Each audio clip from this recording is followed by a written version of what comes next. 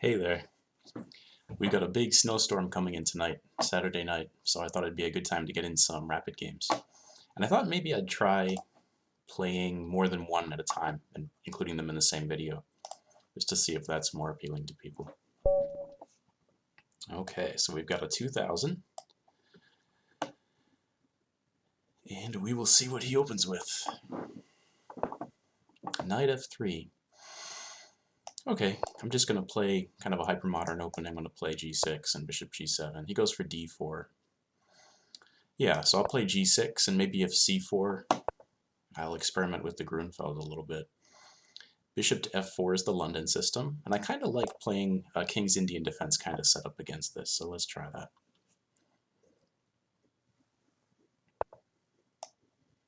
We're going to castle, we're going to go d6, knight bd7, and eventually e5.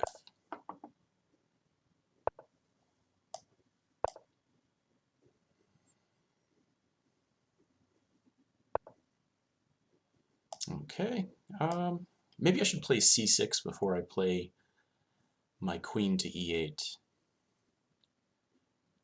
so that this knight can't use the d5 or b5 squares.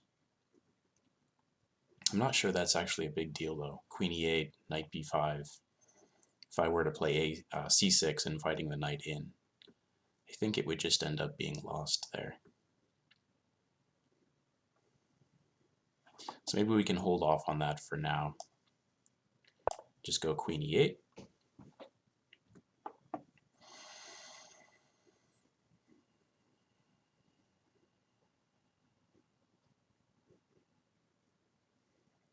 And of course we're looking to counterattack in the center with e5. Playing e5 and having this strong pawn chain will also blunt the bishop on f4, which I think at that point will move back to h2. And I'll admit that I don't feel great against this opening, but I remember that there was an idea I was going to use for an over-the-board game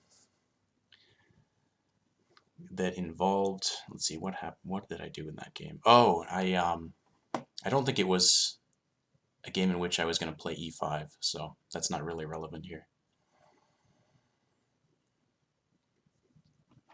I think I'd like to later on, if I can, get this knight out of the way and maybe play both e5 and f5 to get some space in the center and on the king side in exchange for white's queenside space. He does go knight to b5. Okay, so if I play c6 here, and he dives in with knight c7, and then I play rook b8, what's his idea?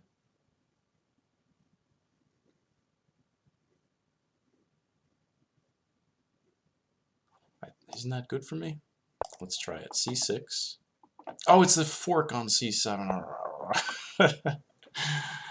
Oh, okay. All right. We're down in exchange. We'll have to try to fight our way back. That was horrible. Okay, I need to get an e5 somehow so that I can get some counterplay going. Maybe, though, I should try to pick up this knight on a8 before I do anything else.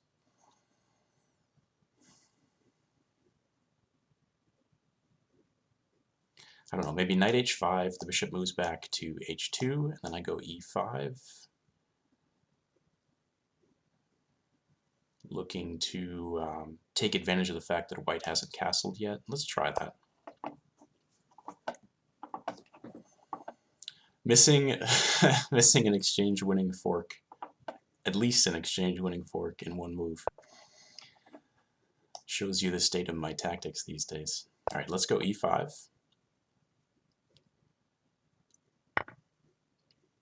And we will play d takes e5. And I wonder if this queen a5 check can get me something before white manages to castle. I think he's just going to play queen d2, but then maybe trading on d2 will leave his king kind of exposed, and I can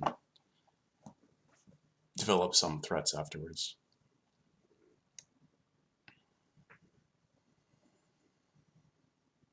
Yeah, I guess that'll be the plan. The queen from a5 will also help defend the e5 pawn, so that this knight maybe can move. Okay, so he's coming into my position trying to rescue his knight. What's he going to do after queen a5 check? He's going to play b4. Oh, that's not good. b4, queen a3. I'm threatening queen c3 check. I mean, that's got to be something, right? So queen a5 check. And if he... Okay, so we're going to go queen a3. The threat is queen c3 check. If he moves his rook out of the way, I can maybe start grabbing pawns. Or maybe... I also have e4 at some point, revealing the bishop's control of this diagonal. Though he can respond with knight d4. Yeah, this is not looking good. He'll have to find some decent moves, but he's got to be winning here. You know what? What if I get this rook out of the way and go bishop f8 with the idea to grab that pawn on b4?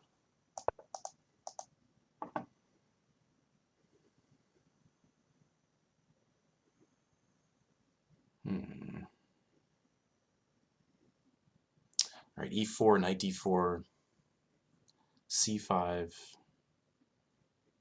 bc5, queen c5,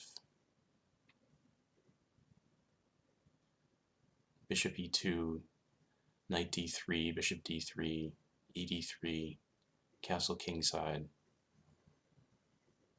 Doesn't really look like anything to me.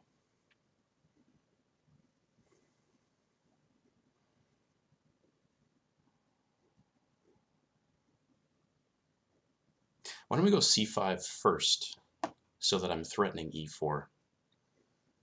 That way, if he makes the mistake of developing his light squared bishop, things are looking up. Could also go b6, and the idea there is to get in c5.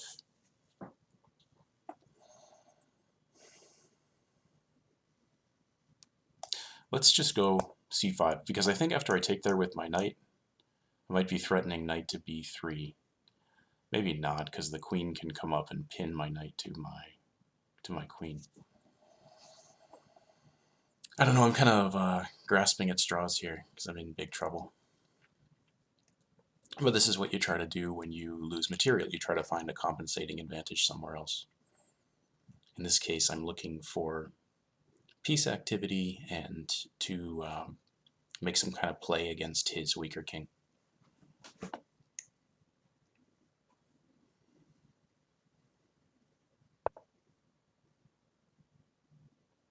Okay, so rook b1 doesn't really address the issue, does it? Maybe.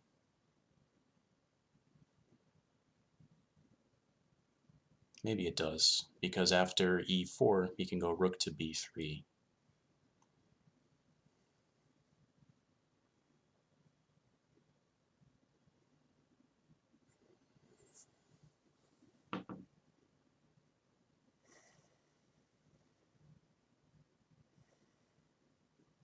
e4, rook b3, queen a6, and something like knight c7, and the knight is back in the game. But I can attack that knight and then take his knight on f3. Let's just see what he's going to do in response to this. This also takes the d3 square. Ooh, that seems to drop a queen. Alright, I think we're back in the game.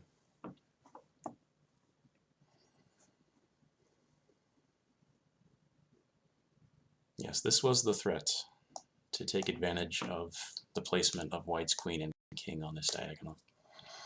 Still going to be a game because I managed to lose a bunch of material before I won his queen. But this is definitely a huge step in the right direction. If he plays rook b3, he'd be in big trouble after queen c1. So he's not going to do that. He resigns. Alright, let's move on to the second game. Phew. Rapid game number 2.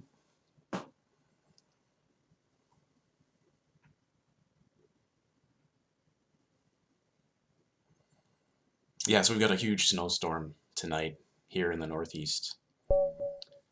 Oh, in 1852. Okay, what am I going to play? I've been having a lot of success with the King's Indian attack, but I don't want to bore you guys with that. Let's try something with d4. b6, okay. Yeah, I get a little uncomfortable against these like double fianchetto openings because don't really know what to do about black's attack on e4. I'm always tempted to play f3, but that seems so weakening. Still, let's go ahead and play e4, and then knight to c3 to guard that pawn. And he's going to play his bishop to b4, of course, and threaten to take it and then grab my pawn on e4. I will play knight to f3, developing another piece, and after he goes bishop to b4, I think I will stick my bishop on d3 to provide more protection to that pawn. Yeah, and now how do we make sure we don't just lose that? Do I go bishop g5?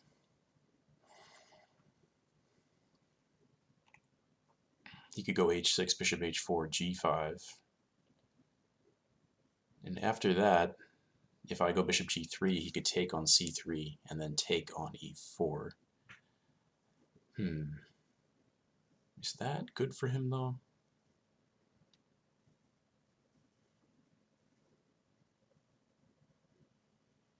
It's a whole lot of effort to grab that pawn. Whatever, I'm going to play queen e2 and protect it.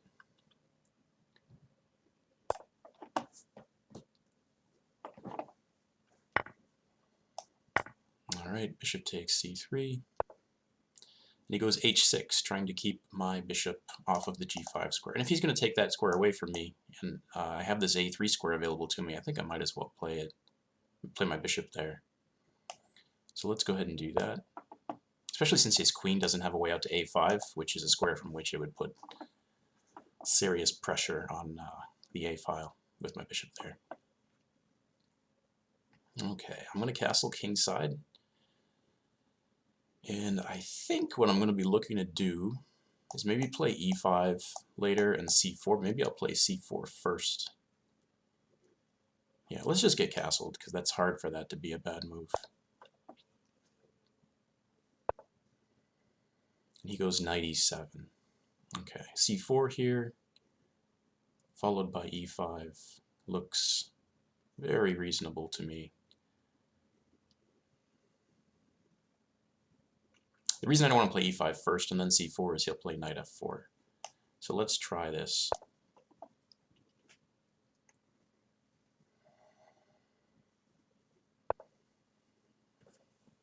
Okay, and e5 will kick his knight at this point. And then if I wanted to, I could play bishop to e4, neutralizing his nice bishop on that diagonal. Let's go for that. I don't know if it's good or not.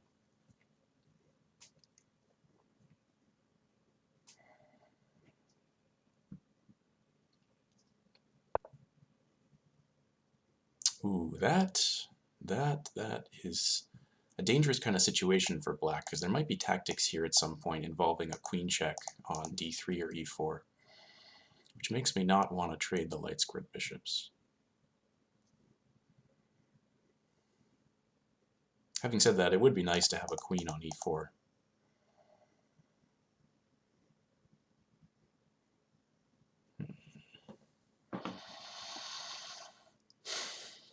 Alright, he's probably going to put his knight on f5, and I guess I could just play g4 when that happens. Maybe activate the rooks here. Maybe I can put a rook on b1 and then play c5. Then I always have c4 afterwards to get his knights off of d5, as long as I'm not going to allow knight f4. Let's try that.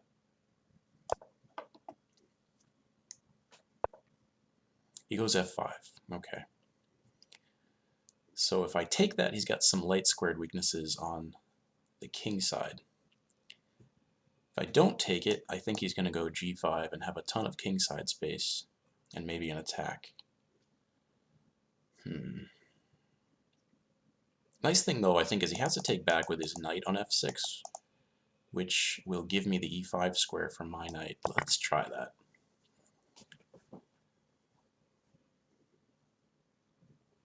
And, okay, he takes with the rook. Takes with the rook. Okay. Alright, so I have knight e5 if I want to play it. And if he plays d6, no. I was thinking I could take the knight on e7 and then play knight g6. Not sure that that actually accomplishes anything, even if I can do it. But I could put my knight on g4, knight e5 to g4. That's uncomfortable for his rook, I think. So let's do that.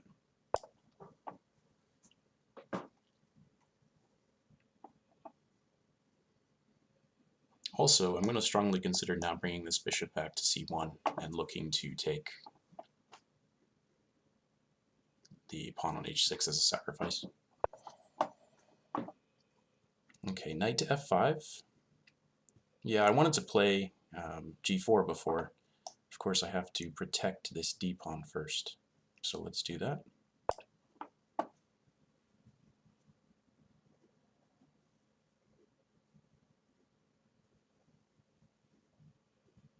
And now if I could ever get in knight g6 and this knight weren't here, I would have a fork on e7 with my bishop. Where is he going with that knight?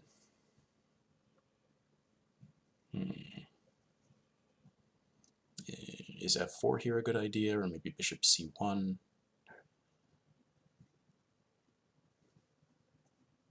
Bishop c1. If I could double his pawns over there, I think that would not be good for him. He doesn't have any way to go after my queen or anything, right? No, so we're going to play this. And his pieces look really active, but I suspect they're not as good as they look. But for all I know, he could uncork some combo here and kick my butt.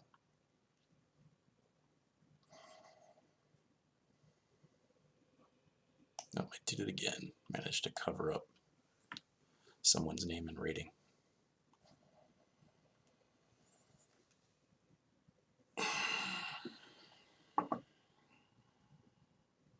Alright, yeah, he'd get extra weak on the light squares if he allowed me to take there, so he's not going to do that. Here, maybe I'll go knight g4. Does that make sense? I also want to just play g4. I also kind of want to play queen h5. These light squares are so weak. I want to play queen h5 and then stick my knight on g6. Let's try that. If he takes on e5, I get a pawn on e5. It destroys my queenside pawn structure, but it gives me an attack on the black king, hopefully. Okay. So the rook has to go backwards here.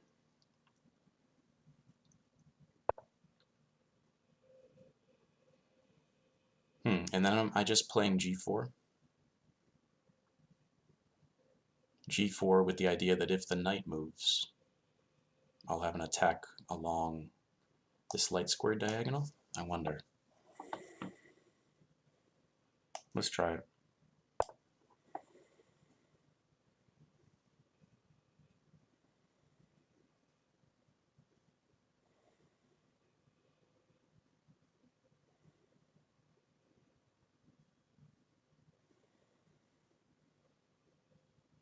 Could even just play g5 and take on h6.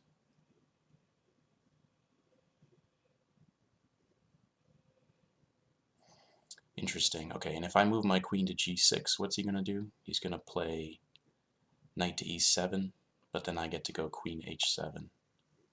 Okay, so I don't think that's good for him, but we shall see.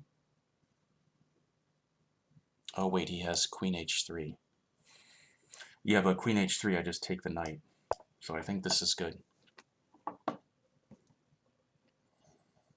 I tend to miscalculate horribly in situations like this because I'm not very good without much time on my clock. But I think this is going to work out.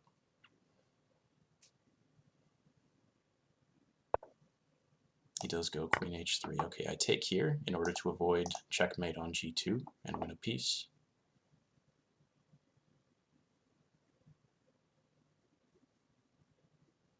And maybe I could just go into crisis aversion mode and play rook e1 and bishop f1.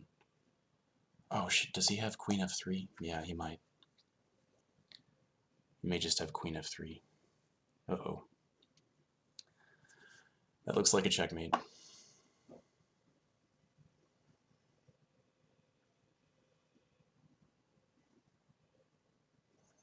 Oh, it's the worst, waiting for your opponent to play a... to find and play a checkmate. No, he plays queen d3. Okay. Another thing I just didn't even see. Huh. Okay, so I think we want to retreat here and offer a queen trade. And by so doing, get myself a little bit out of danger, although this position is a big mess for me. Although maybe I can just go bishop e3. That protects all my stuff and keeps the queens on the board. But then he has queen e4, and I'm dropping the bishop. All right, I think we have to go bishop, queen to g3.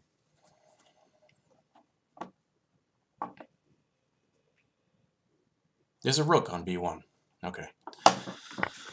Wow. All right, my tactics are not so hot today.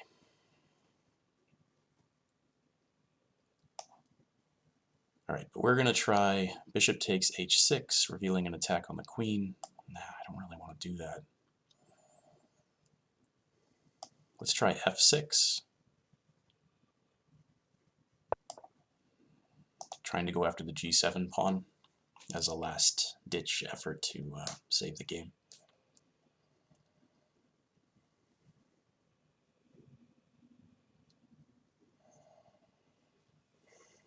All right, so I'm learning something from this, which is that I should be practicing tactics a lot more.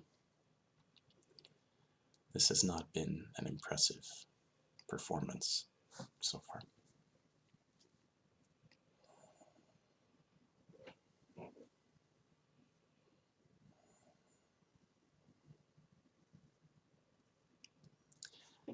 I think what I have going for me here is I get a revealed attack on the queen, maybe.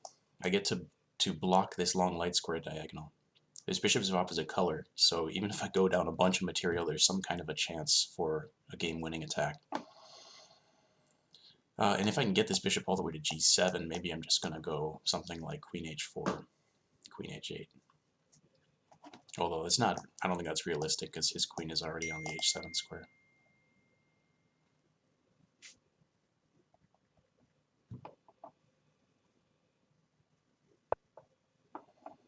Queen to e4.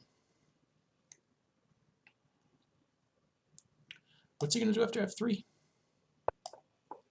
Kind of have to play that move. And I wonder where he's going to go from here. I guess back to h7. Yeah. Okay, so now I got to get my king out of the way. I think we'll go king h1, and then put a rook on the g file, the only rook I own, and see what we can do.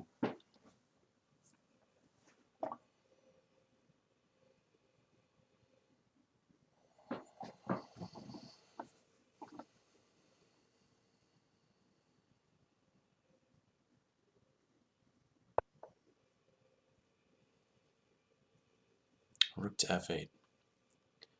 Okay, sort of trying to cover up his king. I'm going to go bishop a3 and hope that he gets really materialistic and doesn't want to give me that rook. c5, of course. One of these days I'm going to see one of my opponent's good moves. All right, let's activate the rook somewhere. Maybe d1. His king is kind of stuck in the corner now. But I guess he can go king to h8 and then take this pawn on f6. This is not looking good.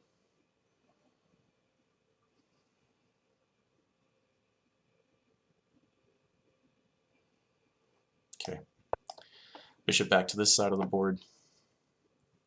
At least if he takes twice on f6, I can take on d7, but probably not because there's bishop takes f3 check.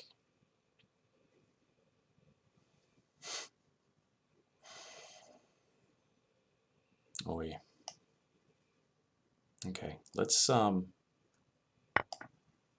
yeah, there's nothing left here except to try to keep lines open and hope for the best. I don't know why he played rook g8. I think he could have just played bishop takes f6. But we will go queen to f4.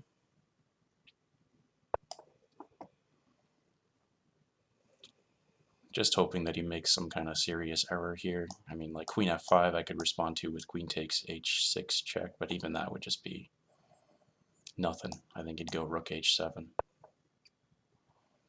And queen g6 threatens checkmate. So we are toast here, it looks like. I can try queen to d2, but then bishop takes f3. Okay, looks like that's the end of that. We're going to take here and get checkmated. Good game. Alright, well played by my opponent. Another pretty bad game by me. So far we have an undeserved win and a deserved loss. Let's see if I can play a good game.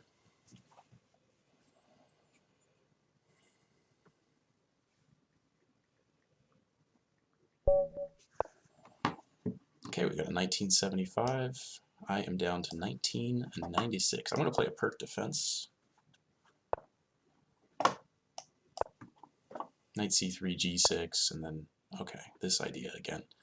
I usually just try to go e5 when my opponent does this, because if he trades on e5, there's no queen takes d8. But I'm going to delay it a little bit.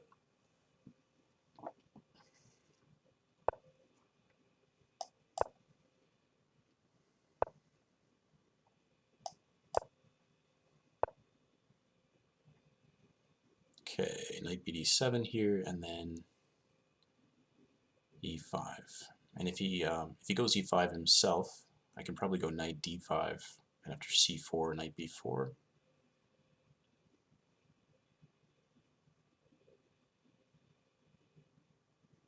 He has to do something about his bishop, and then I may be able to just take twice on e5. So let's do that.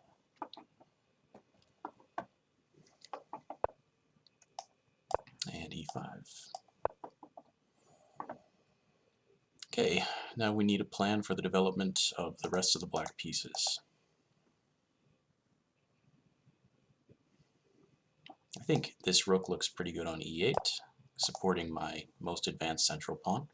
Maybe at some point I'll be able to take on d4 and grab his e4 pawn. Or maybe I could just go for d5 here.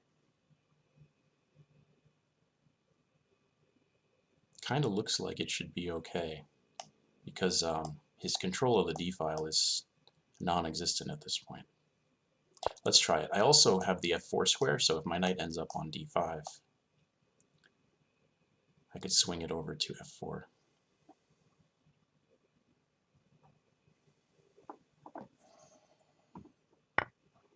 Alright, knight takes d5. One of the goals usually for black in a hypermodern opening is to break down white's center, which signals, as long as there isn't a tactical problem, equality or something close to it. Okay, let's go knight takes e5. Or do I want to throw in knight f4? Let's play knight takes e5.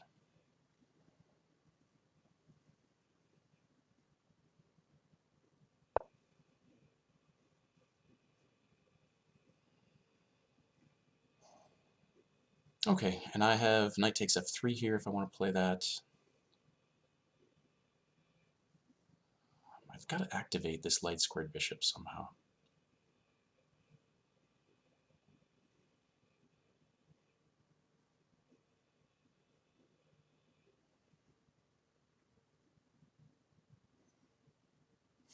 Where am I going to put that bishop? Maybe on b7? So b6 and bishop b7, that way it can help with the attack on the king if I ever develop one. Maybe I can play knight f4 immediately and then, oh, and then try to stick a knight on d3. That's interesting. Let's go for that.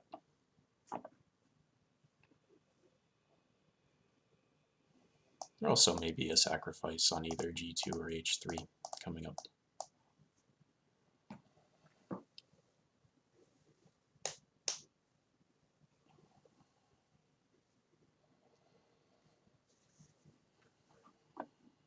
Okay, what would I do if I were white? I guess I would get this knight out of the way.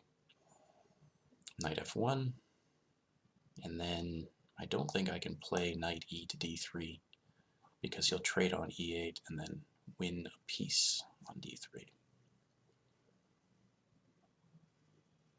Oh, but if he gets that knight out of the way, then after knight takes f3 check, he can't play queen takes f3, so that's no good. Decides to go for knight d4, which is good, decent, but I'm going to play knight d3. And if nothing else, get to trade knight for bishop, even though it's the inactive bishop on c1. Just going to look for any kind of sacrifice I might have here first.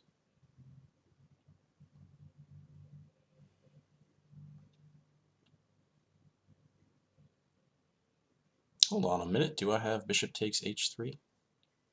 If g takes, queen g5 check. Looks like it wins.